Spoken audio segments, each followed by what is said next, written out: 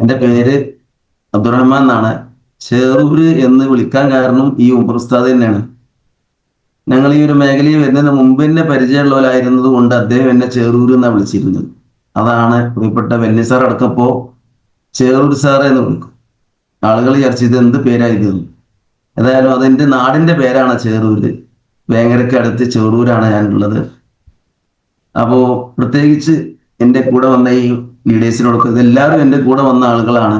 എൻ്റെ പ്രിയപ്പെട്ട ഹൃദയത്തിന്റെ തുടിപ്പുകളായ വ്യക്തിത്വങ്ങളാണ്. പ്രത്യേകിച്ച് എന്നെ ഈ ഒരു മീറ്റിങ്ങിലേക്ക് ക്ഷണിച്ച എൻ്റെ ഏറ്റവും പ്രിയപ്പെട്ട സ്നേഹനിധിയായ മുസ്തഫ സാറ് ഒരു വല്ലാത്ത മനുഷ്യനാണ്.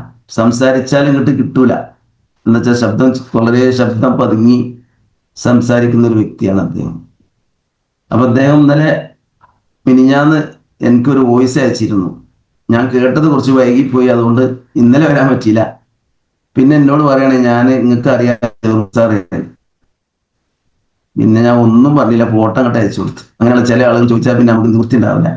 അപ്പൊ ഇതിലിരിക്കുന്ന വലിയ വലിയ ലീഡേഴ്സ് ഉണ്ട് എൻ്റെ മുന്നിൽ. അലി സാറ്, അതുപോലെ തന്നെ റഫീഖ് സാറ്, നമ്മളെ സുഹൈബ് മാസ്റ്റർ, സിദ്ദീഖ് സാറ് പന്നൂര്, ഇവരൊക്കെ മുന്നിൽ ഞാനൊരു വലിയ ആളായി വന്നിരിക്കുകയാണ് എന്ന് നിങ്ങൾക്ക് ആർക്കും തോന്നരുത്. പക്ഷെ ഇവിടെ നേരെ നേരെ ഇരിക്കാനുള്ള കുഴപ്പം എന്താ വെച്ചാല്, എന്ത് കിട്ടിയാലും അത് പെട്ടിയിലാക്കുന്ന ഒരു സ്വഭാവമുണ്ട് പ്രിയപ്പെട്ട നമ്മളെ ഗ്രേറ്റ് ലീഡർ ഉമർ ഉസ്താദിന്. എങ്ങനെയെങ്കിലുമൊക്കെ ആയാലും അതിന്റെ കുറവ് വീണ്ടും നമുക്ക് പിന്നെ കാണുമ്പോൾ അയ്യടാ ഞാനിപ്പോ എന്തേ ആയത് എന്ന് നിങ്ങൾക്ക് തോന്നാതെക്കാൻ വേണ്ടിയിട്ട് ഞാനൊന്ന് വന്നിരുന്നതാണ്.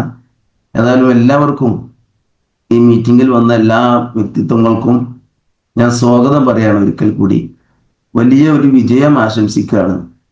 നമ്മളെ പരിചയപ്പെടുത്തി പ്രിയപ്പെട്ട മൊയ്തുണ്ണി സാർ. അദ്ദേഹം TC റാങ്കിലാണുള്ളത്.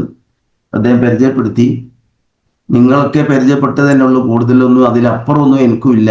ഞാനൊരു തികച്ചും ഒരു സാധാരണക്കാരനായിരുന്നു. ഇപ്പോഴും അങ്ങനെ തന്നെയാണുള്ളത്. പക്ഷെ ഇപ്പോൾ ഉള്ളൊരു ഗുണം, വലിയ വലിയ ആളുകളുമായിട്ട് ബന്ധപ്പെട്ട് അവരെ പോലെയുള്ള ഒരു മനസ്സ് വന്നിട്ടുണ്ട് എന്നുള്ളതാണ്. അങ്ങനെ ഉണ്ടല്ലോ.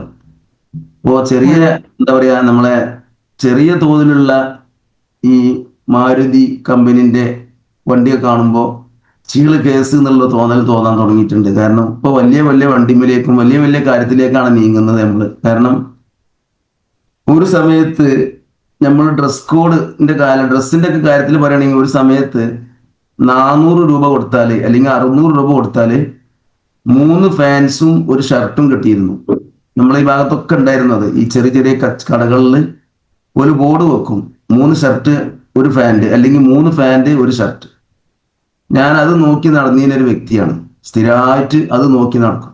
കാരണം അത് 3 എടുത്തു കഴിഞ്ഞാൽ ഏകദേശം ഒരു നല്ല 3 ഷർട്ട് പുതിയതാണല്ലോ. ആ ചിന്തയിൽ നിന്ന് മാറി ഇപ്പോ അതൊന്നും തീരെ കണ്ണ് പിടിക്കുന്നല്ല എന്ന് മാത്രമല്ല, LP അതേമാതിരി അലൻസോളി പോലത്തെ വലിയ വലിയ സ്റ്റോറിലേക്ക് നമ്മളെ കണ്ണു പോകാൻ തുടങ്ങിയിട്ടുണ്ട്. അവിടെ തന്നെ അത് തന്നെ പറ്റുന്നുള്ളൂ. ഈ ഒരു അവസ്ഥയിലേക്ക് മാറ്റിയ വലിയൊരു കമ്പനിയും വലിയ ലീഡേഴ്സുമാണ്. അവരെ കൂടെ ഇങ്ങനെ നടന്ന് ഞാൻ കുറച്ച് ആയതാണ്. സാധാരണക്കാരൻ തന്നെയാണ് തികച്ചും. നിങ്ങൾക്കൊക്കെ അറിയാം.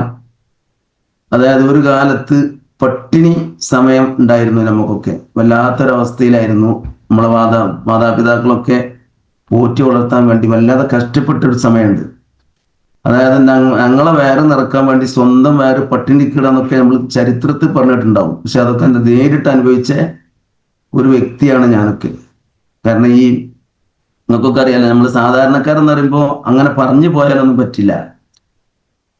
കപ്പ നമ്മളെ നാട്ടിൽ പൂള എന്നതിന് പറയില്ല. നമുക്കൊക്കെ അറിയാം, പൂളക്കേങ്ങ് എന്നൊക്കെ പറയും, കപ്പ എന്നൊക്കെ പറയും ചില സ്ഥലത്ത്. ഞങ്ങൾ പൂള എന്ന് പറയും. നിങ്ങൾക്ക് എന്താ മനസ്സിലാവേണ്ട മനസ്സിലാവും. ഏതായാലും അതിന്റെ മുകളിലൊരു കനം കുറഞ്ഞ തോലി ഉണ്ടാവും അല്ലേ? അതിന്റെ ഉള്ളൊരു കട്ടിയുള്ള തോലി ഉണ്ടാവും. നമുക്ക് ഓർമ്മ ഉണ്ടാവും. ഈ കട്ടിയുള്ള തോലി 1 കിലോ കപ്പ കൊണ്ടു കഴിഞ്ഞാൽ, 2 കിലോ കപ്പ അല്ലെങ്കിൽ എവിടുന്നെങ്കിലും നമുക്ക് കൂട്ടാൻ വെക്കാൻ വേണ്ടി കിട്ടിയാല് ആ കപ്പന്റെ മുകളിലുള്ള തൊലി മാത്രം എടുത്തിട്ട് അതില് ചട്ടിനി, അതായത് മുളക് അരച്ച് ഇളക്കിയിട്ട് രാത്രി അതും കട്ടൻ ചായ, ശർക്കര ഇട്ട ചായയും കുടിച്ചുകാണ്ട് വളർന്ന ആളുകളാണ്. എൻ്റെ ഉമ്മയൊക്കെ അങ്ങനെ കുറേ തിന്നിട്ടുണ്ട് ഞങ്ങൾക്ക്. എന്നിട്ട് എൻ്റെ ഉമ്മാക്കും ആ ചട്ടിനി ഉണ്ടാവില്ല, ആ പൂളന്റെ തോലി ഉണ്ടാവില്ല. അവർ കട്ടൻ ചായ മാത്രം കുടിക്കും. ഇങ്ങനെ വളർന്നു വന്നൊരു കാലം ഉണ്ടായിരുന്നു. അവിടുന്ന് പോകുന്നു. പിന്നെ അത്യാവശ്യം നല്ല നിലയിലൊക്കെ ബാപ്പാന്റെ ഒരു പ്രയത്നം കൊണ്ട് വലുതായി. പഠിപ്പിക്കാനൊന്നും അന്നത്തെ കാലത്ത് ഇത് ഇന്നത്തെ കാലം പോലെ നമുക്ക് എന്തുണ്ടാവില്ല, ഇത് കമ്പ്യൂട്ടർ യുഗമൊക്കെ വരുന്ന അന്നത്തെ കാലത്തൊന്നും ആർക്കും ഒരു മുൻകാഴ്ച ഒന്നുമില്ലല്ലോ. അപ്പൊ എങ്ങനെയെങ്കിലും ഇവരെ വയറ് നിറക്കട്ടെ എന്നുള്ള നിലക്ക് മാത്രം വളർത്തിണ്ടാക്കി അത്യാവശ്യം ഒരു 4ാം ക്ലാസ് 5ാം ക്ലാസ് എത്തുമ്പോഴേക്കും ഒരാളെ കീഴിൽ എന്തെങ്കിലുമൊക്കെ ചെയ്യാൻ കഴിയും എന്നുള്ളൊരു തോന്നിയ ഉടനെ നാടിട്ട് പറഞ്ഞേച്ചു. അങ്ങനെ പിന്നെ അവിടെ നിന്നാണ് നമ്മൾ കുറേശ്ശെ കാശൊക്കെ ഉണ്ടാക്കി വന്ന് വാപ്പാക്കൊരു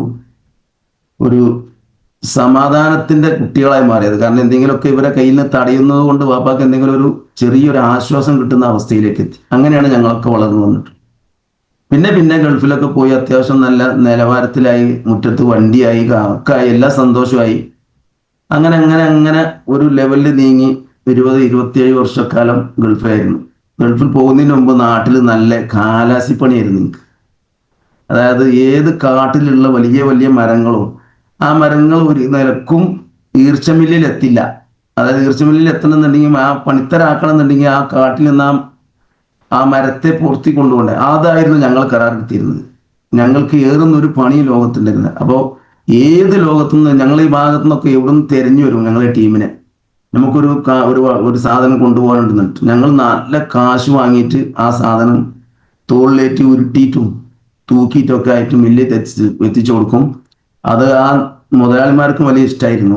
ഇങ്ങനത്തെ ഒരു സമയത്താണ് എൻ്റെ ഉമ്മയൊക്കെ പറയും, എൻ്റെ മോനെ ഇവിടെ ഇങ്ങനെ നിന്നാല് എൻ്റെ തടി കിട്ടൂല, അത് കാണാൻ കഴിയൂല അമ്മാക്ക് എന്നൊക്കെ പറഞ്ഞ് ഇങ്ങനെ പറയാം. എവിടുന്നെങ്കിലൊക്കെ കണ്ടാൽ പോലും വല്ലാത്ത വിഷമം പറയും. അങ്ങനെ ഓരോ പ്രാർത്ഥനയും. അതുപോലെ എൻ്റെ ജ്യേഷ്ഠൻ അന്ന് ഗൾഫിൽ പോയി. അദ്ദേഹത്തിന്റെ ഒരു പ്രയത്നം കൊണ്ടൊക്കെ ഫസ്റ്റിലൊരു വിസൊക്കെ തന്ന് ഗൾഫിക്ക് പറഞ്ഞയച്ച. അവിടുന്ന് പിന്നെ ഒരു 20-27 വർഷം ഗൾഫിലായിരുന്നു. അത്യാവശ്യമൊക്കെ അപ്പോഴേക്കും എല്ലാ കാര്യങ്ങളും ചുറ്റുപാടുകളൊക്കെ ഏകദേശമൊക്കെ മാറി. കാരണം കിട്ടുന്ന കാശൊക്കെ ഒരുപോലെ സ്വരൂപിച്ച് ഞങ്ങളെല്ലാവരും 5-6 മക്കൾ മൊത്തം ഗൾഫിലായിരുന്നു. അപ്പൊ എല്ലാവരും നല്ല ഐക്യത്തിലാണ് പോകുന്നത്. ഇപ്പോഴും അങ്ങനെ തന്നെയാണ്. ഒരു വിരലിലെ ഒരു മാലയിലെ മണികളെ പോലെ തന്നെയാണ് സന്തോഷത്തിലാണ് ഞങ്ങളുടെ കുടുംബം പോകുന്നത്. അതുകൊണ്ട് തന്നെ ഒരു അഭിപ്രായം ഉണ്ടാവുള്ളൂ. ബാപ്പുള്ള കാലത്ത് ബാപ്പാന്റെ കൈ കൊണ്ട് എത്തിച്ചു കൊടുക്കും.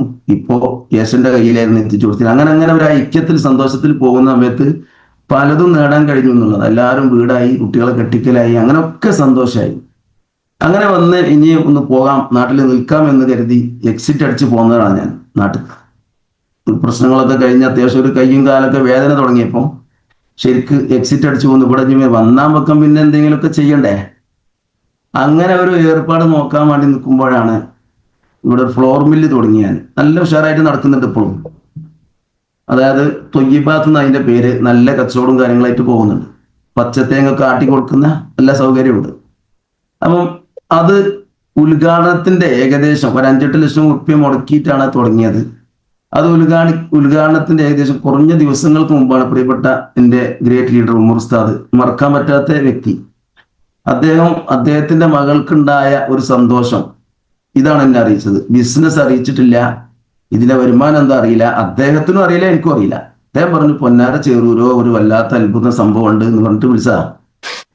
അന്നേരം എന്താ ഉസ്താദെ പറ്റി ചോദിച്ചപ്പോൾ അദ്ദേഹം പറഞ്ഞു, എൻ്റെ മകൾക്ക് ഈ കൊല്ലങ്ങളായിട്ട് മാറാത്ത ഒരു സംഭവം ഉണ്ടായിരുന്നു, അത് മാറി കിട്ടിയിട്ടുണ്ട്. ഞാൻ ആ സന്തോഷം എനിക്ക് ഇഷ്ടപ്പെട്ട ആളുകളെന്ന് അറിയിക്കുക എന്നുള്ളത് നന്ദി. അങ്ങനെ ഉണ്ടാവില്ല, ചില ആളുകൾക്ക് സന്തോഷം കിട്ടിയാൽ അതൊന്നും പറയേണ്ടി വരും. അങ്ങനെ അറിയിച്ചപ്പോ സത്യത്തിൽ ഈ ഒരു ബിസിനസ്സിലേക്ക് അല്ലെങ്കിൽ ഈ ഒരു അവസരത്തിലേക്ക് നമ്മളെ നാഥനായ റബ്ബ് അല്ലെങ്കിൽ നമ്മളെ ദൈവം തമ്പുരാൻ ഇങ്ങോട്ട് എത്തിക്കാനുള്ള ഒരു തീരുമാനം ആദ്യം ഉണ്ടായിട്ടുണ്ടാവും.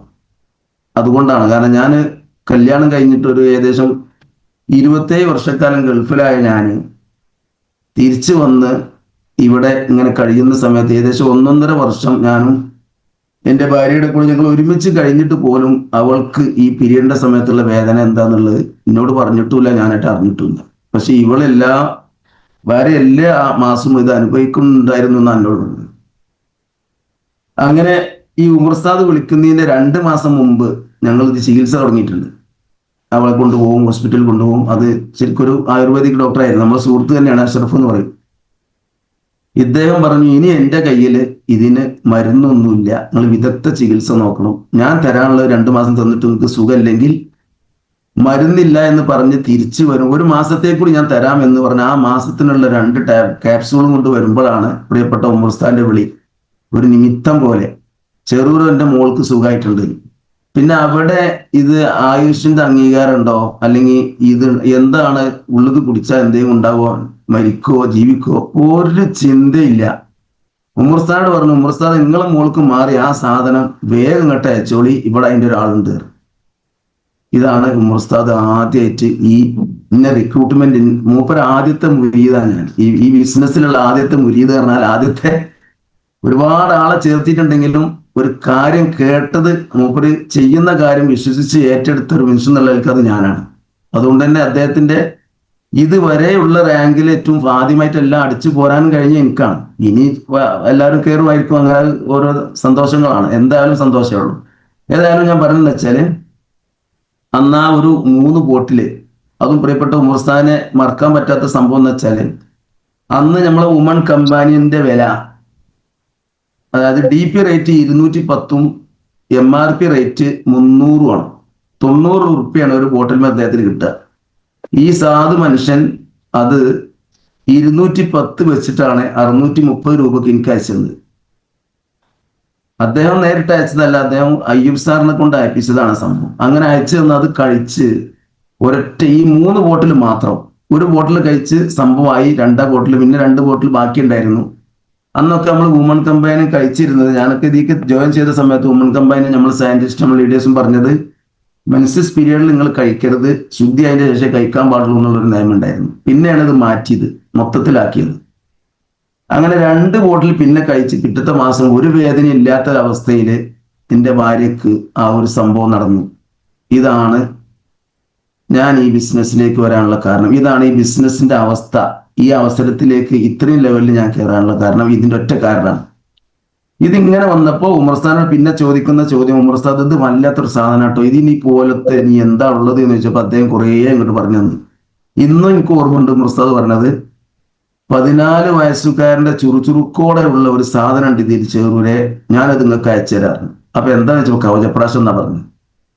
ഞാനിത് കൊടുത്തിട്ടും ഇത് കുടിച്ചിട്ടും ഇതിന്റെ ഒരു അവസ്ഥ ഞാൻ പറഞ്ഞു, നിങ്ങൾ ഈ എടുക്കാൻ നോക്കി നിൽക്കേണ്ട അയച്ചുകൂടി എന്ന് പറഞ്ഞു. കാരണം അപ്പോൾ ഇതിന് ഇവിടെ കച്ചവടം പൊടി പൊടിയാൻ തുടങ്ങിയിട്ടുണ്ടായിരുന്നു. ആളുകൾക്ക് കൊടുത്തിട്ടേ ചില ദിവസങ്ങൾക്ക് എനിക്ക് 7000 രൂപ വരെ എനിക്ക് റീറ്റെയിൽ പ്രോഫിറ്റ് കിട്ടിയിട്ടുണ്ട്. ഞാൻ വിചാരിച്ചു ഈ പൈസ ഇവിടെ ഞാൻ എന്താ ചെയ്യാ, ഇങ്ങനെ കിട്ടാൻ തുടങ്ങിയാല്. ബിസിനസ് എനിക്ക് അറിയില്ല അന്ന് മുസ്തഫ സാറേ, എനിക്ക് ആരും ഈ ഉമർ ഉസ്താദ് എനിക്ക് ബിസിനസ് പറഞ്ഞിട്ടില്ല. ഞാൻ കണക്കൂട്ടിയത് ഇദ്ദേഹം ഇങ്ങോട്ട് അയക്കും, ഞാൻ വിൽക്കും. അപ്പൊ എനിക്ക് MRP റേറ്റ്, ഇതാണ് ബിസിനസ് എന്ന് കണക്കൂട്ടി. ഇതിന്റെ വേക്കിൽ ഇങ്ങനെ ഒരു ആളുകൾ വന്നിട്ട് ആളുകളിലൂടെ വരുന്ന ഒരു എന്താ പറയാ, ഒരു കൂട്ടായ്മ ഉണ്ടെന്നൊന്നും എനിക്കറിയില്ല. അങ്ങനെ പ്രിയപ്പെട്ട അയ്യൂബ് സാറാണ് ഇത് അയക്കുന്ന വ്യക്തി. അയ്യൂബ് സാർ ചോദിച്ചു, ഏതാണ് ഈ അബ്ദുറഹ്മാൻ പറഞ്ഞ ആള്, ഇയാൾക്ക് വല്ലാതെ സാധനം പോകുന്നുണ്ടല്ലോ, നമുക്ക് ഇയാളൊന്ന് കാണാൻ പോകണ്ടേ എന്ന് ചോദിച്ചു. ഉമർ ഉസ്താദിനെ ശരിയാക്കി ജാക്കി വെച്ച് ഉമർ ഉസ്താദ് പറയാണ്, ചെറുരോ എനിക്ക് നിങ്ങളെ വീടൊന്ന് കാണണം. കൂട്ടത്തിൽ അയ്യൂബ് സാർക്കും കാണുന്നു, വല്ലാത്ത പൂതിണ്ട്. സത്യത്തില് അവര് ബിസിനസ്സാണ് കാണുന്നത് എന്നില്. ഉമർ ഉസ്താദ് ടീമും വരികയല്ലേ, ഞാൻ കാണുന്നത് ഈ ആളുകൾ വരണ്ട, അവരൊക്കെ ഒന്ന് കാണാമെന്ന് വെച്ചാൽ ഞാനും കാത്തിരുന്നു. അങ്ങനെ ഒരാൾ വരും എന്നാ പറഞ്ഞത്. ഒരു ടൊയോട്ടോ ഇന്നോവ വണ്ടിയിൽ 4 or 5 പേര് ഒന്നായിട്ട് വന്നിട്ട് ഇറങ്ങി. ഇവിടെ വരുന്ന വഴിയിൽ ഞാൻ വിളിച്ചപ്പോൾ പറഞ്ഞു, നിങ്ങൾ വീട്ടിലാണെന്നുണ്ടെങ്കിൽ നിങ്ങൾ അടുത്ത സുഹൃത്തുക്കളാണെങ്കിൽ 1, 2, 3 പേര് അവിടെ വിളിച്ചു വരുത്തിക്കോളൂ. കാരണം നമ്മൾ ഈ കാര്യങ്ങൾ അവർക്കൊന്ന് പറഞ്ഞു കൊടുക്കാലോ എന്ന് പറഞ്ഞു. ഓ റെഡി എന്നും പറഞ്ഞു. ഞാൻ അങ്ങനെ വിളിച്ചിരുത്തിയപ്പെട്ട 1 or 2 ആളുകൾ ഉണ്ടായിരുന്നു, അവർ ഏറ്റെടുത്തു.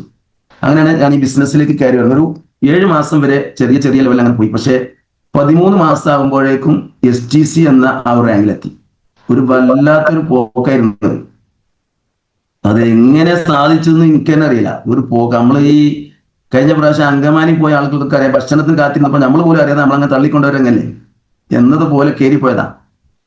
അപ്പൊ ഏതായാലും പ്രിയപ്പെട്ടവരെ, എൻ്റെ ഒരു ചരിത്രമാണ് ഇത്. ഇതാ എനിക്ക് പറയാനുള്ളൂ. ഈ ബിസിനസ്സിൽ നിന്ന് ഞാൻ എത്തിയ കാര്യവും എന്നെ എത്തിച്ച കാര്യമൊക്കെ ഞാൻ പറഞ്ഞു. ഏത് STC വരെ ഞാൻ പറഞ്ഞു ഇപ്പോൾ.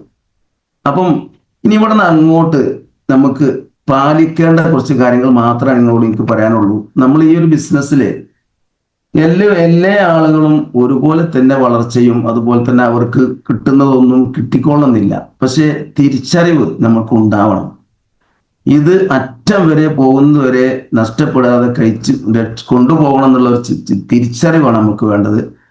ചിലപ്പോൾ ഒരു പക്ഷേ സിദ്ദിഖ് സാറ് അല്ലെന്നുണ്ടെങ്കിൽ മുസ്തഫ സാർ ഇവർക്കൊക്കെ ഈ ആഴ്ചയിൽ നല്ലോണം കിട്ടിയിട്ടുണ്ടെന്ന് അല്ലെങ്കിൽ അവർ പെർഫോമൻസ് ബോണസ് അടിച്ചിട്ടുണ്ടെന്ന് കേൾക്കുമ്പോൾ ഞാനിതിൽ നിന്നിട്ട് കാര്യമില്ല, എന്നെ കൊണ്ട് അതിന് കഴിയൂല എന്നല്ല ചിന്തിക്കേണ്ടത്. അത് ചിന്തിച്ച് നമ്മളെ കയ്യിൽ നിന്ന് ഇത് നഷ്ടപ്പെടുത്തുന്ന ഇതിന്റെ ഈ പൊലിമ നഷ്ടപ്പെടുത്തുന്ന ഒരവസ്ഥ വരാതെ സൂക്ഷിക്കുക എന്നുള്ളതാണ് നമ്മൾ ഇതിൽ പാലിക്കേണ്ട കാര്യങ്ങൾ. കുറച്ച് ചെറിയ കാര്യങ്ങൾ മാത്രമേ എനിക്ക് പറയാനുള്ളൂ. ഞാനെങ്ങാനും അങ്ങോട്ട് പറയാന്നുണ്ടെങ്കിൽ നാളെ നേരം വെളുക്കോളം പറഞ്ഞാലും തീരില്ല. അപ്പൊ ഇതിലൊരു സമയമുണ്ട്, പ്രത്യേകിച്ച് ഉമർ ഉസ്താദ് മുന്നിൽ ഇരിക്കുന്നു, അപ്പൊ അദ്ദേഹം ഇടപെടും. അങ്ങനെയാണല്ലോ. അപ്പൊ അതുകൊണ്ട് നമുക്ക് ആകെ ഈ ബിസിനസ്സിൽ വേണ്ട ഒരൊറ്റ കാര്യം ശരിക്കുള്ള അനുസരണം മാത്രമാണ്. ഇത് വലിയ ലെവലിലെത്തിയ ആളുകൾ അവരെ ലീഡർമാരനുസരിക്കുക. ഏറ്റവും ഇന്ന് ഐഡിയ അടിച്ചു വരുന്ന ആള് അവിടുന്ന് അങ്ങോട്ട് അങ്ങനെ അനുസരണം, മൊത്തത്തിൽ അനുസരണമാണ് ഈ ഒരു ബിസിനസ്സിന്. ആ ഒരു അനുസരണത്തോടു കൂടി തന്നെ മുന്നോട്ട് പോയാൽ ഈ ബിസിനസ് വളരെ സുഗമമായിട്ട് മുന്നോട്ട് കൊണ്ടുപോകാൻ കഴിയും. ഞാനൊരു ആളല്ലേ, ഇന്നൊക്കെ വലുതാക്കാൻ എന്നോടൊക്കെ പറയാൻ മാത്രം നിങ്ങളുടെ ചിന്താഗതി അങ്ങോട്ട് മാറ്റിയിട്ട് കിടന്ന് അങ്ങോട്ട് കൊടുക്കുക, സമർപ്പണം എന്ന് അതിന് പറയാം. അങ്ങനെ ആയാൽ കുറേ കാര്യങ്ങൾ എളുപ്പമായി കിട്ടും. നമ്മൾ വിളിച്ചു കൊണ്ടുവരുന്ന ആളുകൾ നമ്മളെ മുന്നിൽ ശരിക്ക് സറണ്ടർ ആവും. അല്ലെങ്കിൽ അവരും എപ്പോഴും ഒരു കൊമ്പേറ്റ് ഇങ്ങനെ നിൽക്കും. ഒന്ന്. രണ്ടാമത് നമ്മൾ ചെയ്യേണ്ടത് കേൾവിക്കാരാവുക. ഏതൊരു വ്യക്തി പറയുമ്പോഴും നമ്മൾ അവർക്ക് ചെവി വെച്ചു കൊടുക്കണം.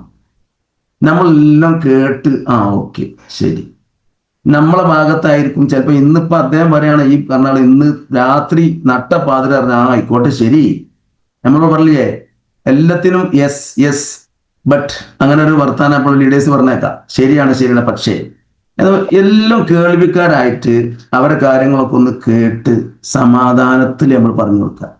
അപ്പോ കേട്ടതിന് ശേഷം അവരോട് നമ്മൾ എന്തെങ്കിലും അങ്ങോട്ട് പറയുമ്പോൾ അവർക്കും തന്നെ അത് കേൾക്കാനുള്ള സന്മനസ്സും ഒരു ശാന്തതയും കാണാൻ പറ്റും. ഇതാണ് ചെയ്യേണ്ട ഒന്ന്. പിന്നെ നമ്മളെ കൂടെ വരുന്ന ആളുകളോട് നല്ല ദയുള്ളവരാവുക.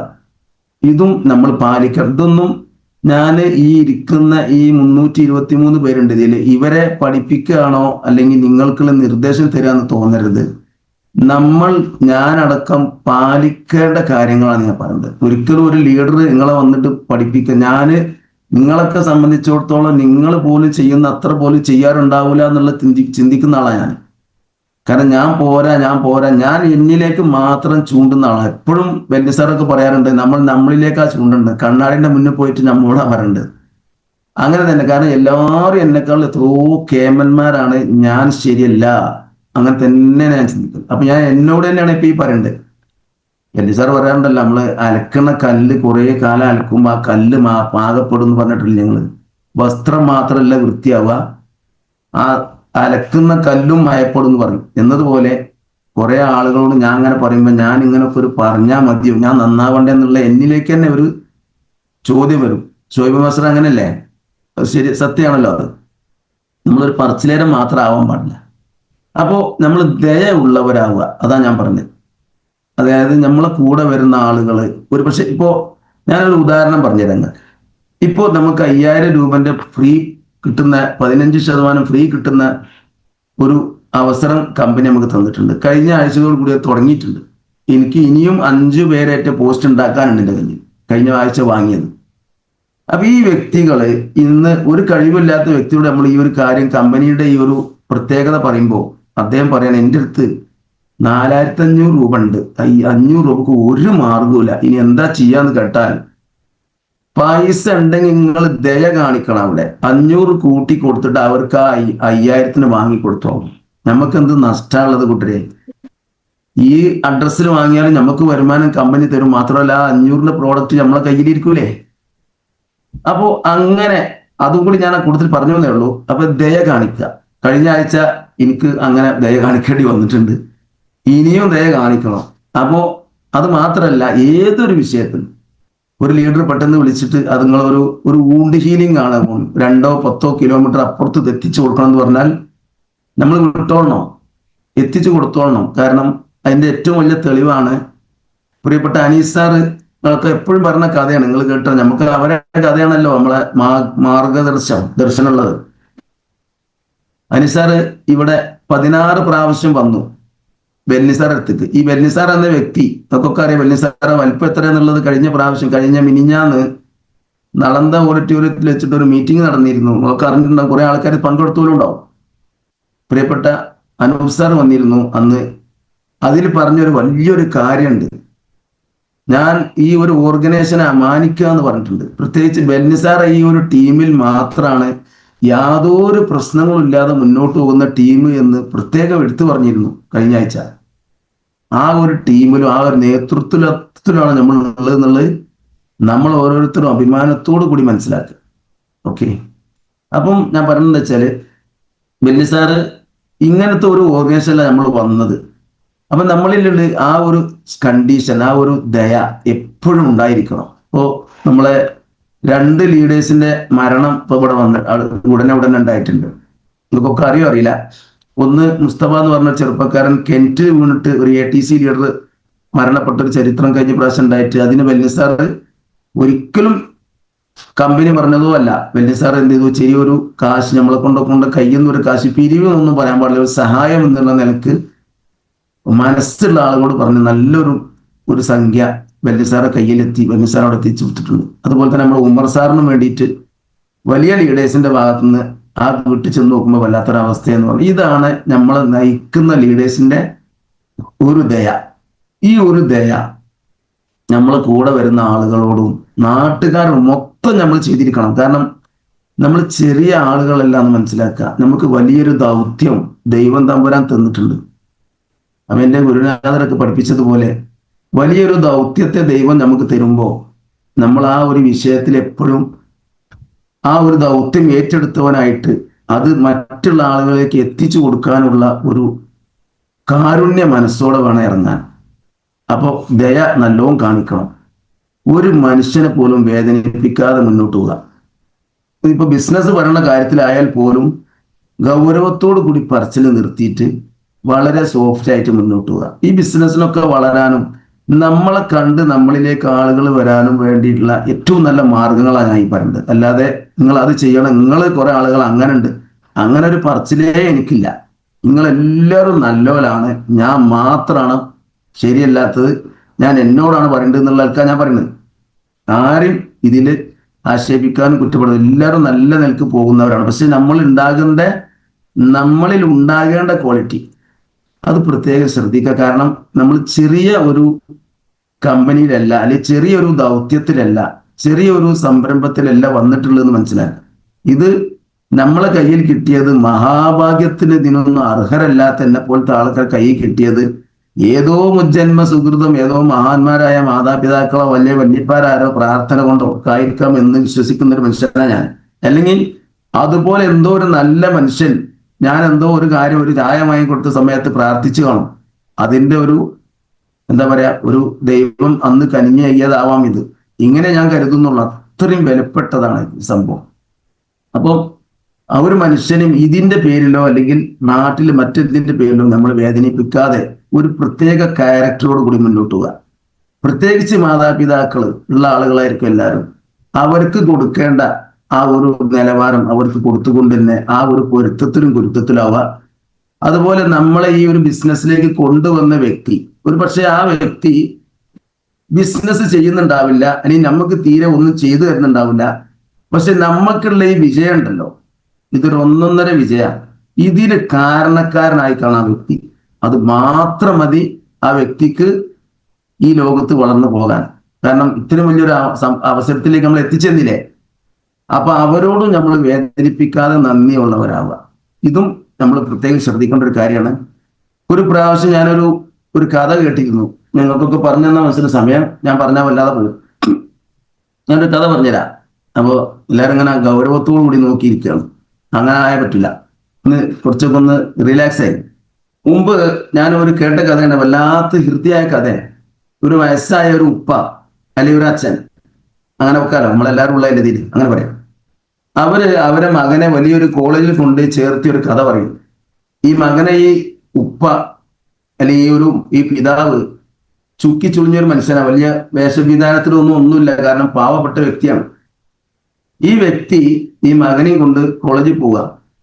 ചെന്നപ്പം അവിടെ അഡ്മിഷൻ കിട്ടി, ചേർത്തി. ചെല്ലുന്ന സമയത്ത് ഈ കുട്ടി വെറും പാവപ്പെട്ട ഒരു കുട്ടി, മഹാസാധു മോനായിരുന്നു. അങ്ങനെ ആയി അവിടെ ഏകദേശം ഒരു വർഷമൊക്കെ ആയപ്പോൾ അവൻ അവിടുത്തെ വലിയൊരു എന്താ പറയാ ഒരു ലീഡർഷിപ്പിലേക്ക് വന്നപ്പോൾ അവന്റെ വേഷവിധാനങ്ങളൊക്കെ മാറി, വലിയ സംഭവമായി. അവന്റെ കൂടെ വലിയ മുതലാളിമാരെ മക്കൾ വരാൻ തുടങ്ങി. അപ്പൊ അവരുടെ കൂടെ ഒക്കെ നിൽക്കുമ്പോൾ ഇവന്റെ ഈഗോ ഒക്കെ ഉഷാറായി. അതായത് ജനങ്ങളുടെ ഇടയിൽ ചെറുപ്പം, ഞാൻ വലിയ മോശമില്ല എന്നുള്ളവർക്കാ നിൽക്കണം. അങ്ങനെയാണ് ഇടയ്ക്കിടയ്ക്ക് ഈ ഉപ്പ കാണാൻ വരും. ഈ ഉപ്പാനെ സംബന്ധിച്ചിടത്തോളം എന്നൊക്കെ മാതിരിയാണ്, തീരെ ഇംഗ്ലീഷൊന്നും തീരെ പോകില്ല, ഒന്നും അറിയാത്ത ഒരു ഉപ്പ. അതെന്നാന്ന് വിചാരിച്ചാല് അങ്ങനത്തെ ഒരു ഉപ്പ എല്ലാ സമയത്തും എന്തെങ്കിലും അച്ചാറ് അതുപോലത്തെ എന്തെങ്കിലും പ്രത്യേകമായിട്ട് എന്തുണ്ടെങ്കിലും ബസ് കയറി ഈ മോനെ എത്തിച്ചു കൊടുക്കും. ഇങ്ങനെ എങ്ങനെ ഇടയ്ക്കിടയ്ക്ക് ഈ ഉപ്പാന്റെ വരവ് ഈ മോന് വല്ലാത്ത വിഷമം തോന്നാൻ തുടങ്ങി. കാരണം ഇയാളെ വേഷവും കോലും കണ്ടിട്ട് അന്ന് കൊണ്ട ഉപ്പാണെങ്കിലും ഇന്ന് അവന്റെ വേഷം തമ്മിൽ താരതമ്യം എടുത്തു വെക്കുമ്പോൾ അവന്റെ കൂട്ടത്തിൽ അടുത്ത് പോലും വരുത്താൻ പറ്റാത്ത മോഡലിലാണ് മൂപ്പരെ വരവ്. ഒരു പഴയ കള്ളിത്തുണി കൊടുത്തിട്ട് ഇങ്ങനെ ഉണ്ടാവും. ചിന്തിച്ചു നോക്കിയാണ് ആ ചിത്രം. ഇങ്ങനെ വന്ന് അവസാനം ഒരു ദിവസം ഈ ഉപ്പ വീട്ടിൽ വന്നപ്പോ കോളേജിൽ വന്നപ്പോ ഈ കുട്ടി പറഞ്ഞു, ഉപ്പ നിങ്ങൾ ഇനി ഉള്ളിലോട്ട് വരണ്ട, അവിടെ ഒരു ആരിസ്, അതായത് ഒരു ഗേറ്റ് മാൻ ഉണ്ട് അവിടെ, ഇവിടെ വന്നിട്ട് പറഞ്ഞാൽ ഇദ്ദേഹം എന്നെ വിളിപ്പിക്കും, ഞാൻ അവിടെ സ്വന്തം വരും കേട്ടോ എന്ന് പറഞ്ഞു. ഗേറ്റ് മാനോട് പറഞ്ഞിട്ടുള്ള എന്താ, സെർവന്റ് എന്നല്ലേ കുട്ടാപ്പിയെ പറയല്, സദക്ക സാറേ സെർവന്റ് എന്നാ പറയാ. ഓക്കെ, നിങ്ങൾ കൈ അണിച്ചാൽ മതി, നിങ്ങൾക്ക് തുറക്കാൻ പറ്റില്ല. അതായത് വേലക്കാരൻ എന്നല്ല, സെർവന്റ് എന്ന് പറയാം, അതാണ്. അപ്പൊ അത് നമ്മളെ സെർവന്റ് ആണ് എന്നാണ് ഈ ഗേറ്റ് മാനോട് പറഞ്ഞിട്ടുള്ളത്. ആര്? ഈ കുട്ടി, ഈ ഉപ്പാനെ പറ്റി. അപ്പൊ ഈ ഗേറ്റ് മാൻ ഇടയ്ക്കിടയ്ക്ക് ചോദിക്കും, നിങ്ങൾ സെർവന്റ്? ഞാൻ സെർവന്റ്, ഞാൻ വേണ്ട അച്ഛനാണ്, ഞാൻ സെർവന്റ്. ഇയാളെ വിചാരം ഇംഗ്ലീഷിൽ സെർവന്റ് എന്ന് പറഞ്ഞാൽ അച്ഛൻ എന്നുള്ള അർത്ഥമാണ്. ഈ പാവം സ്വന്തം ബാപ്പാക്ക് അറിയില്ല, സാധു മനുഷ്യനല്ലേ. ഇതൊരു വല്ലാത്ത കഥ. അങ്ങനെ ഒരു ദിവസം ഈ കുട്ടി തീരെ വരുന്നില്ല, സാധനമായിട്ട് വന്ന് ഇയാൾ ഇങ്ങനെ പുറത്തിരിക്കുക. കാരണം അവന്റെ സുഹൃത്തുക്കളെ കൂടെ അവന്. അപ്പൊ പുറത്തിറങ്ങി വന്നാൽ ഇതാരാന്ന് ചോദിച്ചാൽ കള്ളി പൊളി. അപ്പം വരാതെ ഈ വാപ്പ പുറത്തിങ്ങനെ ഇരിക്കുമ്പോ ഈ വാപ്പാനോട് ഈ ആരിസ് പറയാണ്, നിങ്ങൾ എത്ര കൊല്ലായി അവിടെ ജോലി തുടങ്ങിയിട്ട്? എവിടെ? ആ വീട്ടില്. നിങ്ങൾ മോന്റെ അവിടുത്തെ വേലക്കാരനല്ലേ? മലയാളത്തിൽ അന്നാണ് ഇതിന്റെ അർത്ഥം എന്താന്നുള്ളത് ഈ മനുഷ്യൻ തിരിച്ചറിയുന്നത്. ആ മനുഷ്യന്റെ ഹൃദയം പൊട്ടി വേദനയോട് കൂടി ആ സാധനം അവിടെ തന്നെ കൊടുത്ത് തിരിച്ചു പോയൊരു കഥ. ഇത് വേദനിപ്പിക്കുന്ന രംഗം. ഈ കുട്ടി ഒന്നും ചെയ്തിട്ടില്ല സത്യത്തില്. ഓന്റെ സുഹൃത്തുക്കളെ മുന്നിൽ മറച്ചു വെച്ചു, ഇത്ര മാത്രമേ ചെയ്തിട്ടുള്ളൂ. പക്ഷേ ആ വേദന എവിടെ വെക്കും? ഇതുപോലത്തെ ചില വേദനകൾ ഉണ്ടാവും. അപ്പൊ ഇത് നമ്മൾ പ്രത്യേകം ശ്രദ്ധിക്കുക. വെറും മൈ ലൈഫിൽ മാത്രമല്ല, നമ്മുടെ ജീവിതത്തിൽ ഇങ്ങനൊരു സംഭവം ഉണ്ടാകാൻ പാടില്ല. പ്രത്യേകിച്ച് ഇതുപോലത്തെ ഒരു കമ്പനിയിലൊക്കെ നിൽക്കുന്ന നമ്മൾ ക്വാളിറ്റി ഉള്ള ഒരാളാണ്. പ്രോഡക്റ്റ് മാത്രമല്ല, നമ്മൾ ലീഡേഴ്സ് പറയാറുണ്ട് ഈ കമ്പനിയുടെ ഏറ്റവും നല്ല ക്വാളിറ്റി പ്രോഡക്റ്റ് ഏതാണെങ്കിലും ഇതിൽ നിന്ന് ഉരുത്തിരിഞ്ഞ് വന്ന് വൃത്തിയായ മനുഷ്യന്മാരാണ് ഇതിന്റെ ലീഡേഴ്സ്, അതിന്റെ ഏറ്റവും നല്ല ക്വാളിറ്റിയുള്ള പ്രോഡക്റ്റുകൾ. അപ്പൊ അതിൽ മലബാറിലുള്ള ഏറ്റവും ക്വാളിറ്റി ഉള്ള പ്രോഡക്റ്റ് ആയ ബെന്നിസാറെ കൂടെ അവരെ കൂടെ വന്ന ലീഡേഴ്സിന്റെ കൂടെ നമ്മളുള്ളത്. അപ്പൊ ആ ഒരു ക്വാളിറ്റി നമ്മളിൽ വേണം. ബെന്നിസാറോടൊക്കെ ചില കേസ് പറയും നമ്മൾ, സാറേ ഇങ്ങനെ ഒരു സംഭവം നമ്മളെ ടീമിൽ നിന്ന് കേട്ടിട്ടുണ്ട്, മീറ്റിംഗ് നടത്തിയപ്പോ എന്ന് പറയുമ്പോൾ അദ്ദേഹം പറയും, ചെറൂരെ അല്ലെങ്കിൽ ഉമർ സാറേ എങ്ങ് കേൾക്കണം, കഴിഞ്ഞ പ്രാവശ്യം ഞാൻ നടത്തിയ മീറ്റിംഗിൽ എനിക്ക് കിട്ടിയ ചീത്ത ഞാൻ ആരോടത് പറയാം, നിങ്ങൾക്ക് എന്നോട് പറയാം, ഞാനിപ്പോ അത് ആരോടാ പറയാം. ഇങ്ങനെ കുറേ. പക്ഷെ അതൊക്കെ ക്ഷമിച്ചും സഹിച്ചും നമ്മൾ നയിച്ചു കൊണ്ടുപോകുന്ന ഒരു വലിയ ലീഡേഴ്സിന് നിരണ്ട്. അപ്പൊ അവരെയും നമ്മൾ വേദനിപ്പിക്കാതെ, ഒരാളെയും വേദനിപ്പിക്കാതെ മുന്നോട്ട് പോകുമ്പോൾ നമുക്ക് കിട്ടാവുന്നത് കറക്റ്റായിട്ട് ദൈവം തമ്പുരാൻ തന്നുകൊണ്ടേയിരിക്കും. ഒരു സംശയം ആ കാര്യത്തിലില്ല എന്നാണ് എൻ്റെ ജീവിതത്തിലുള്ള മനസ്സിലാക്കലും പാടും. ഓക്കെ, ഇനി ഞാൻ പറയാൻ പോകുന്നു, കുറഞ്ഞ സമയമുള്ളൂ, കൂടുതലൊന്നും ഞാൻ പറയില്ല. കറക്റ്റ് നിർത്തോട്ടെ മുസ്തഫ സാറേ, ബേജാറാവുന്ന ഞാൻ നോക്കിയിട്ട് തന്നെ പറയുള്ളൂ. കാരണം ഇതില് എൻ്റെ ലീഡർ ഉമർ ഉസ്താദ് മുന്നിൽ ഇരിക്കുന്നതുകൊണ്ട് എനിക്ക് നല്ല തട്ട് കിട്ടും. ഏതായാലും ഇനി ഒരു കാര്യം ഞാൻ പറയാം, നമുക്ക് ഇതിലൂടെ ഉണ്ടാകുന്ന മാറ്റങ്ങളാണ് ഞാൻ പറയാം. ഈ ബിസിനസ്സിൽ നമുക്ക് ഉണ്ടായ മാറ്റങ്ങൾ. ഉദാഹരണം ഞാൻ തന്നെ വെച്ചോളി, തുണി മടക്കി കുത്തിയാൽ ട്രൗസർ കാണുന്ന ഒരവസ്ഥ അല്ലേ? മുമ്പ് നമ്മളെ എന്താണ് വല്യശ്ശി സാർ പറഞ്ഞിട്ടുണ്ട്, ഞങ്ങൾ ആണുങ്ങൾക്ക് ഒരു സ്വഭാവം ഉണ്ട്, ഞങ്ങൾ തുണി മടക്കുത്തു. കാരണം നല്ല കാറ്റ് കിട്ടാനാണ്. അദ്ദേഹം ഒരു മീറ്റിംഗ് എന്ന് പറഞ്ഞതാ, നല്ല കാറ്റ് കിട്ടാനാണ്. പക്ഷെ അതുപോലെ മടക്കി കുത്തി കഴിഞ്ഞാല് ട്രൗസർ പുറത്തേക്ക് ഓവർടേക്ക് ചെയ്ത് കാണുന്ന ഒരു സ്വഭാവം ഉണ്ടായിരുന്നു. ഷർട്ടിന് ബട്ടൺസ് പോലും ഇടാതെ നടന്നിരുന്ന ഒരാളാണ് ഞാൻ. അങ്ങനത്തെ ഒരാളങ്ങനെ ചിന്തിച്ചു നോക്കിയാണ്. ഇപ്പൊ നിങ്ങൾ എല്ലാവരും എവിടുന്ന് കാണുമ്പോ ചെറു സാറെ ലത്തീഫ് സാറൊക്കെ വന്നിട്ട് കൈ പിടിച്ചിട്ട് ചെറു സാർ ഒന്ന് കിട്ടുമ്പോൾ എന്നൊക്കെ ചോദിക്കും, ഏതാപ്പ ഈ സാറ് നിങ്ങൾ, ഇതാണ് നമ്മളെ മുൻകാല ചരിത്രം.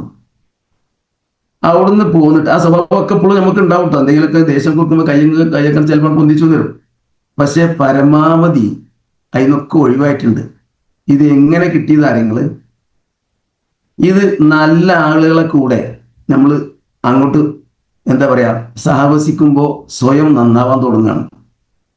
അപ്പൊ നമുക്കുണ്ടായ മാറ്റങ്ങൾ ഒരു ഏതൊരു മാതാപിതാക്കളും അവരവരെ മക്കളെ, നമ്മൾ ശ്രീധരൻ സാർ മുമ്പ് പറഞ്ഞിട്ടുണ്ട്, ഏതൊരു മാതാപിതാക്കളും അവരവരെ മക്കൾ നന്നാവാനും അവരവരെ മക്കൾ വലിയ നിലയിലെത്താനും പ്രാർത്ഥിക്കുന്ന ആളുകളാണ്.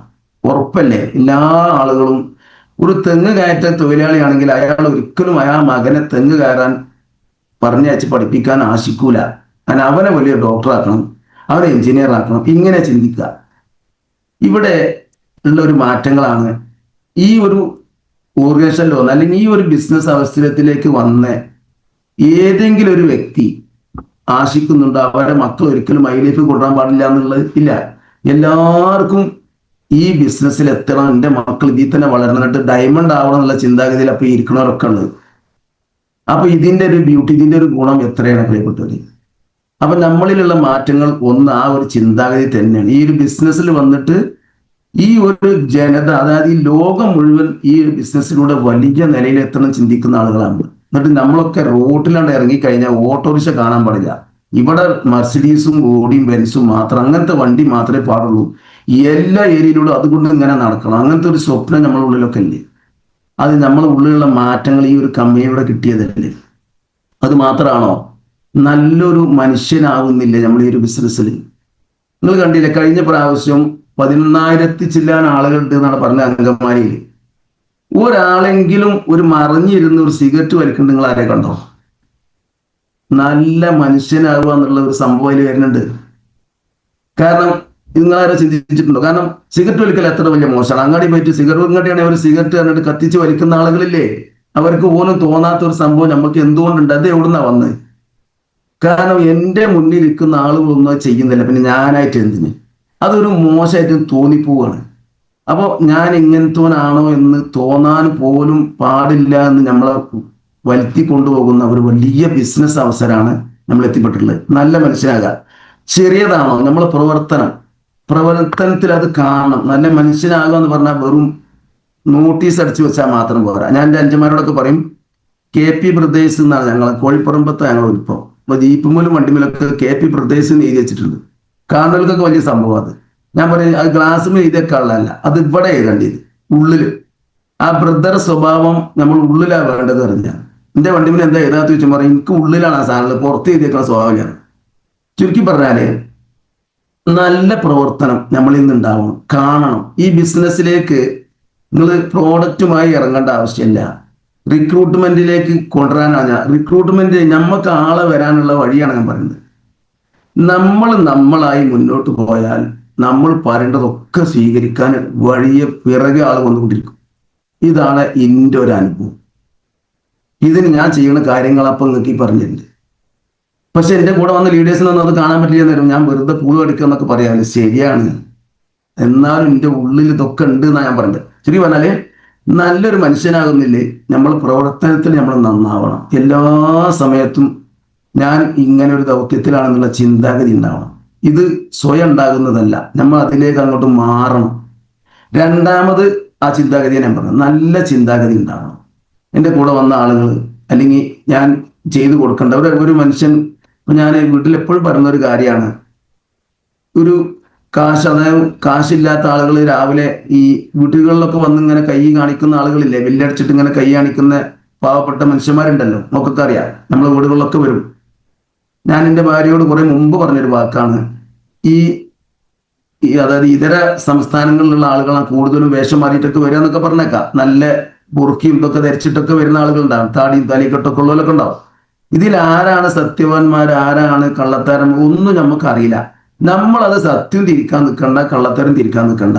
നമുക്ക് എന്തെങ്കിലും ചെയ്യാൻ കഴിയോ, ഹൃദയത്തിൽ നിന്ന് അങ്ങോട്ട് കൊടുക്കുക. ഇത് മാത്രമേ അതിന് പണിയുള്ളൂ. ഇയാൾ കള്ളനാണ്, ഇന്നാള് TV-യിലാണ്, ഇന്നാള് യൂട്യൂബിൽ കണ്ടിരുന്നു ഇങ്ങനെ ഒരാള് വരും എന്നൊക്കെ. ഇതൊന്നും ചിന്തിക്കണ്ട. നമ്മളെ വീട്ടിലേക്ക് ഒന്നും കയറുന്നില്ല, അവർ പുറത്തുനിന്ന് വാലിന് മുട്ടിയിട്ടുള്ളൂ.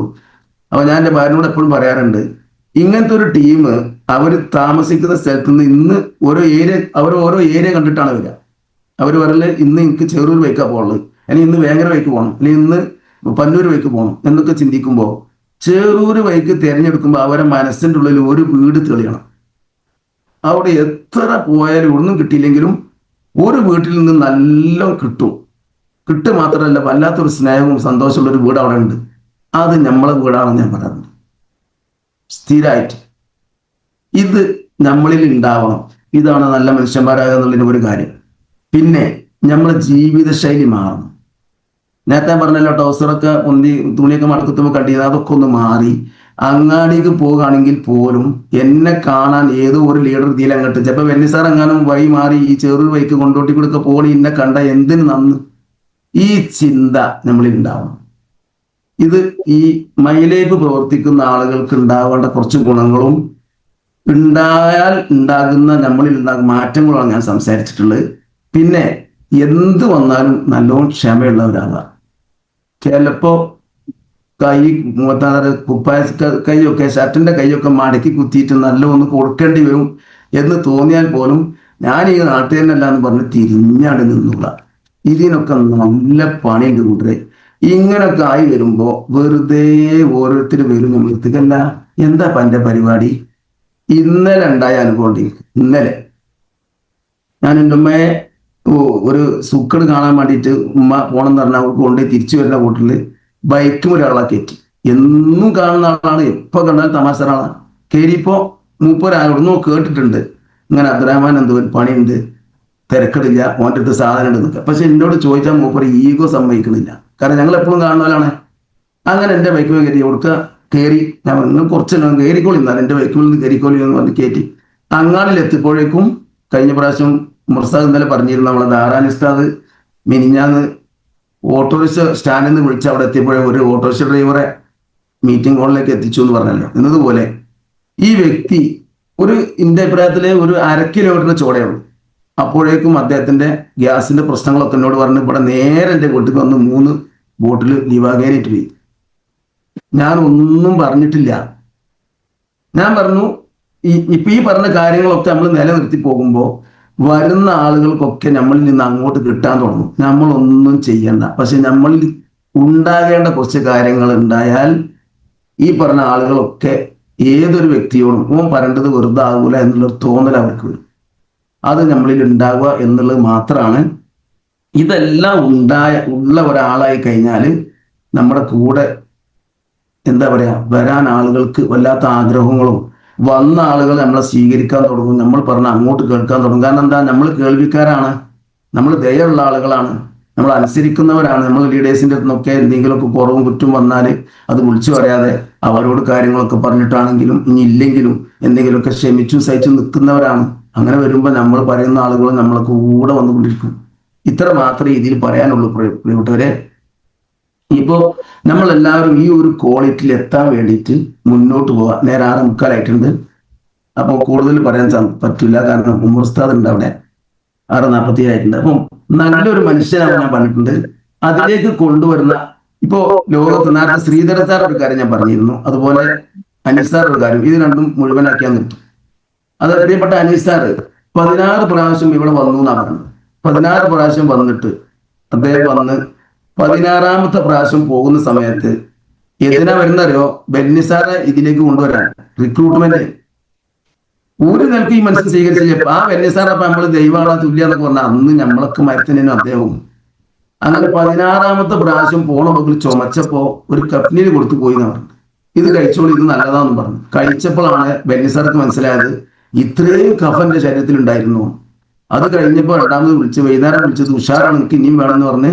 അപ്പൊ അനീസാർ ആലപ്പുഴ എത്തിയിട്ടുണ്ട്, സ്വന്തം വീട്ടിൽ കയറിയിട്ടുണ്ട്. പക്ഷെ ഞാൻ കോഴിക്കോടിന് ഉണ്ടെന്ന് പറഞ്ഞ് തിരിച്ചു കണ്ടു വന്ന് അങ്ങനെ അടി അടിച്ചു കൊടുത്താണ് പ്രിയപ്പെട്ട ബെന്നിസാർ. ഇതാണ് ആ ഒരു ഓർഗനൈസേഷനിലാണ് നമ്മളുള്ളത്. അദ്ദേഹത്തിന്റെ ഒരു മഹത്വം കഴിഞ്ഞ ആഴ്ച നമ്മളൊക്കെ കേട്ടതാണ്. അതുപോലെ തന്നെ രണ്ടാമത് ഇപ്പൊ എന്താ പറഞ്ഞത്, ശ്രീധര സാറ് കാര്യം. പ്രിയപ്പെട്ട ശ്രീധര സാറ് പറഞ്ഞിരുന്നു, നേരത്തെ ഞാൻ പറഞ്ഞില്ല, ഏത് മാതാപിതാക്കളും ആഗ്രഹിക്കേണ്ട സ്വന്തം മക്കളെ വലിയ നിലയിലെത്തിക്കാം. എല്ലാ മാതാപിതാക്കളും എല്ലാവരും ആഗ്രഹിക്കേണ്ട കാര്യമാണ് എന്റെ മക്കള് വലിയ നിലയിലെത്തണം, അല്ലെങ്കിൽ ഞാൻ വലിയ, അങ്ങനെ ഒരു ലെവലാണല്ലോ ഉള്ളത്. എല്ലാവർക്കും മക്കളെ കാര്യത്തിൽ ഒരു വല്ലാത്ത സ്വാർത്ഥത ഉണ്ടാവും. കണ്ണീരോട് കൂടെ പറഞ്ഞൊരു കാര്യമുണ്ട് പ്രിയപ്പെട്ട ശ്രീധർ സാർ, അതും കൂടി ഞാൻ പറയാം. കാരണം ഇവരൊക്കെ നമ്മൾ ഓർക്കുക എന്നുള്ളതാണ് നമ്മുടെ ജീവിതത്തിൽ ഏറ്റവും വലിയ സന്തോഷം. നമ്മളെ പഠിപ്പിച്ച വ്യക്തികളാണ്, ചെറുതല്ല. അദ്ദേഹം പറഞ്ഞൊരു വാക്കാണ്, ഏതൊരു മാതാവും പിതാവും മക്കൾക്കും വേണ്ടി പ്രാർത്ഥിക്കും. അപ്പോൾ ഇവിടെ നെഗറ്റീവ് നിങ്ങൾ ചിന്തിക്കുക. ഒരു ഡോക്ടർ ആണെങ്കിൽ, ഒരു ഡോക്ടർ ആവാൻ എല്ലാ മാതാപിതാക്കൾക്കും ഇഷ്ടമായിക്കാണ് കുട്ടികളെ ഡോക്ടർ ആക്കണം എന്നുള്ളത്. അങ്ങനെ ഒരു കുട്ടി പഠിച്ച് വലിയ ഡിഗ്രി ഒക്കെ എടുത്ത് വന്ന് വലിയ ഡോക്ടറായിട്ട് വന്ന് അമേരിക്കയിലൊക്കെ പോയിട്ട് വലിയ സംഭവമൊക്കെ ആയിട്ട് വന്ന് അതിനുള്ള പൈസക്ക് എന്ത് ചെയ്തു, വലിയൊരു ബിൽഡിംഗ് എടുത്തിട്ട് ഒരു നഴ്സിംഗ് ഹോം ഉണ്ട്. അങ്ങനെ അദ്ദേഹത്തിന് ബിസിനസ്, അതായത് അദ്ദേഹത്തിന് പണി തുടങ്ങി. ഈ കുട്ടി രാവിലെ ജോലിക്ക് പോകുമ്പോൾ ഈ മാതാവും പിതാവും എന്താ പ്രാർത്ഥിക്കാറുള്ളത്? എന്റെ കുട്ടിക്ക് നല്ല ഐശ്വര്യം കൊടുക്കണേ ദൈവമേ, എന്റെ കുട്ടിക്ക് നല്ല ഐശ്വര്യം. എന്താ അതിന്റെ അർത്ഥം? നാട്ടില് നല്ലോ രോഗികൾ ഉണ്ടാക്കണമെന്നല്ലേ? ഇത് നമ്മളെ ചിന്തിച്ചിട്ടുണ്ടോ? ഈ കുട്ടിക്ക് ഐശ്വര്യം കിട്ടണമെങ്കിൽ നാട്ടിൽ നല്ല അത്യാവശ്യം നല്ല ചെറിയ രോഗം പോരാ, പനിയും തലവേദനയൊന്നുമല്ല, അറ്റാക്ക് പോലത്തെ ലക്ഷങ്ങൾ കിട്ടണം. ഏത് ഒറ്റയടിക്കാണ്ട് കിട്ടണമെന്നുണ്ടെങ്കിൽ മെട്രോ പോലത്തെ ഹോസ്പിറ്റലിലൊക്കെ ഡോക്ടർ വെച്ചെങ്കിൽ എന്താ ചെയ്യുക, എന്താ പ്രാർത്ഥിക്കുക? അപ്പൊ പ്രിയപ്പെട്ടവരെ, ഈ പ്രാർത്ഥന മാതാപിതാക്കളുടെ അവകാശമാണെങ്കിലും ഈ മകന് കിട്ടുന്ന നെഗറ്റീവ് ഇല്ലേ? ഇവിടെ ഞാനും നിങ്ങളൊക്കെ നമ്മളെ മക്കളെ ഇതിലേക്ക് വരണം എന്ന് ചിന്തിക്കണമെങ്കിൽ ഇവിടെ ഉമർസാദ് പറഞ്ഞ പോലെ നമ്മൾ എത്രയോ ആളുകൾക്ക് സ്വാന്തനയേകാനും അതേ ശാശ്വതമായ പരിഹാരം കൊടുക്കാനും അല്ലേ ഉള്ളത്. ഒരു കാര്യം കൊണ്ടാണോ? അസുഖം മാറലാണോ? ഡ്രസ് കോഡിന്റെ കാര്യം ഞാൻ നേരത്തെ പറഞ്ഞു, ചിന്താഗതി മാറും, നല്ല മനുഷ്യനാവും ഇല്ലേ? അപ്പം ഇതില് അസുഖം മാറല് എത്രയോ പിറകെയാണ് നമ്മളൊരു മനുഷ്യനായി മാറുന്നുണ്ട്. സഹനം ഉണ്ടാകുന്ന ആളായി, ക്ഷമയുള്ള ആളായി, ദയുള്ള ആളായി ഒക്കെ മാറുന്നുണ്ട് ഈ ബിസിനസ്സിലൂടെ. അതോടൊപ്പം സാമ്പത്തിക സ്രോതസ് വലിയ നിലയിലാകുന്നുണ്ട്. ആകുന്നില്ലേ? നമുക്കൊന്നും അങ്ങനെ ഒരു ചിന്താഗതി ഇല്ലേ? കിട്ടാഞ്ഞിട്ടാണ്. ഇപ്പൊ കമ്പനി ഇനിയും വലിയ നിലയിലേക്ക് നമുക്ക് കൊണ്ടുവന്നിട്ടുണ്ട്. അതൊക്കെ ലീഡേഴ്സ് പറഞ്ഞതാണെന്ന് ഇപ്പൊ ഞാൻ എന്തല്ല അതൊന്നും പറയാൻ മാത്രമുള്ള വളർച്ച ഒന്നും എനിക്കില്ലാത്തതുകൊണ്ട് കരീം സാർ ഇരിക്കുന്നുണ്ട്. അപ്പൊ അവരൊക്കെ അതൊക്കെ മനസ്സിലാക്കിയല്ലോ, അവരിൽ നിന്നൊക്കെ നിങ്ങൾ മനസ്സിലാക്കുക. ഏതായാലും നമുക്ക് സമയമായിട്ടുണ്ട്. മുസ്തഫ സാറെ കൂടുതലൊന്നും പറഞ്ഞിട്ടുണ്ടാവില്ല. ഞാൻ പറഞ്ഞതിൽ നിന്ന് നിങ്ങൾക്കൊക്കെ എന്തെങ്കിലും ഉൾക്കൊള്ളാണ്ടെങ്കിൽ നിങ്ങൾക്ക് ഉൾക്കൊള്ളാം. ഞാൻ ആരെ പറ്റിയും പറഞ്ഞതല്ല, എന്നെ പറ്റി മാത്രമാണ്. ആർക്കെങ്കിലും വിഷമം ഉണ്ടായിട്ടില്ല, ഒരു വിഷമം ഉണ്ടാകാൻ സാധ്യതയില്ല, കാരണം ഞാൻ വിഷമിക്കാൻ പറഞ്ഞിട്ടില്ല. ഏതായാലും ഇത് നമ്മുടെ ജീവിതത്തിൽ പകർത്തുക. ഞാൻ ഒരു ഗസ്റ്റ് അല്ല, ഈ ഒരു കൂട്ടായ്മയിലുള്ള ഒരംഗമാണ്. എന്നും ഞാൻ ഈ മീറ്റിംഗിൽ ഉണ്ടാവും. പക്ഷെ ഇതുപോലെ വീഡിയോയിലൊന്നും കാണില്ല, കാരണം വീഡിയോ കണ്ടാൽ ഒന്നുപോലെ കൺക്ലൂഷൻ ഉണ്ടാവും, എന്തെങ്കിലും ഉണ്ടാവില്ല. അപ്പൊ അതാരോ ചെയ്തോട്ടെ, ഞാനിവിടെ ഇരിക്കുക എന്ന് വെച്ചിട്ടുള്ള ഇരിക്കുന്നതാണ് സാധാരണ. അപ്പൊ അതുകൊണ്ട് തന്നെ പ്രിയപ്പെട്ട ഓരോരുത്തരും പറയാനുള്ളത്, കിട്ടിയത് ഒരു മുതലാണ് നമ്മളെ കയ്യിൽ. ഇത് നമ്മൾ തിരിച്ചറിഞ്ഞ് നഷ്ടപ്പെടുത്താതെ കൊണ്ടുപോവുക. ഇത് മാത്രമാണ് പറയാനുള്ളത്.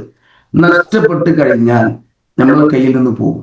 നമുക്കറിയാലോ, വന്യ സാർ ഉദാഹരണം എപ്പോഴും പറയാറുണ്ട്, ഒരു 10 സെന്റ് ഭൂമി ഒരാൾ വെറുതെ കൊടുക്കുകയാണെന്നുണ്ടെങ്കിൽ അത് കാട് കെട്ടി കിടക്കുമ്പോൾ നമുക്കൊരു എന്താ പറയാ, ഒരു പുറത്തുണ്ടാവുക എന്ന് വെച്ചാൽ അതിന്റെ കാര്യമൊന്നുണ്ട്, ആകെ എത്താൻ കാട് കെട്ടി കിടക്കില്ല. പക്ഷെ അവിടെ എങ്ങാനും ഒരു എയർപോർട്ടോ ഒരു റെയിൽവേ സ്റ്റേഷനോ ഗവൺമെന്റ് കൊണ്ടുവരാൻ തീരുമാനിച്ചാൽ ആ പരിസരത്ത് മുഴുവൻ ഒരു മീറ്ററിനല്ല ഒരു അടിക്കുള്ള വില വരിക. അന്നാണ് അതിന്റെ വില മനസ്സിലാവുക. അതുവരെ അത് കാട് കെട്ടിക്കണം. പക്ഷെ നമ്മൾ എന്ത് ചെയ്യണം? എല്ലാ കൊല്ലവും ഒന്ന് കാട് കെട്ടിച്ചൊന്ന് വൃത്തിയാക്കി ഇട്ടാൽ മതി. എന്ന് വെച്ചാൽ നമ്മൾ ഐഡിയ ഒന്ന് പുതുക്കി വെക്കുക. എല്ലാ കൊല്ലവും 1000 വെച്ചിട്ട് നഷ്ടപ്പെടുത്താതെ മുന്നോട്ട് കൊണ്ടുപോവുക.